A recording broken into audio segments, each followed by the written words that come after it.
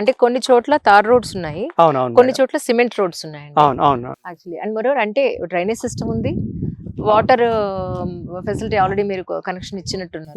ఉన్నాయి madam. Okay. Total అంతా మనకి డ్రైనేజ్ సిస్టమ్, హార్వెస్టింగ్ పిట్స్, మనకి సెప్టిక్ ట్యాంక్, సంపులు, యాజ్ పర్ ఇవన్నీ హెచ్ఎండి లో వచ్చే డెవలప్మెంట్స్ మేడం. వాటన్నిటిని మనం డివైడ్ కాకుండా వాటికి కావాల్సిన మన స్పెసిఫికేషన్ కంటే అడిషనల్ గా కూడా ఇచ్చాం.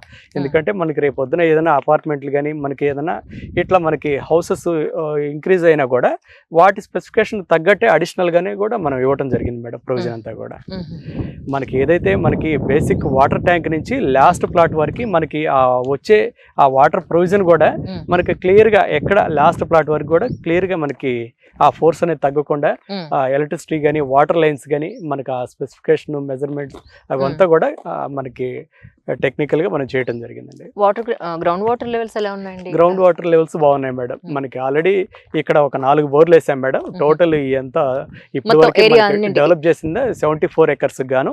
అందులో మనకి ఒక 2 బోర్లే మనం ప్రస్తుతం వాడుతున్నాం.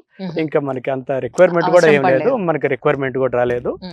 గ్రౌండ్ వాటర్ లెవెల్స్ అయితే బాగున్నాయి మేడం. చుట్టూ అగ్రికల్చర్ ల్యాండ్స్, మన దగ్గరలో ఇబ్రహీంపట్నం వాటర్ ట్యాంక్ ఒకటి ఉంది.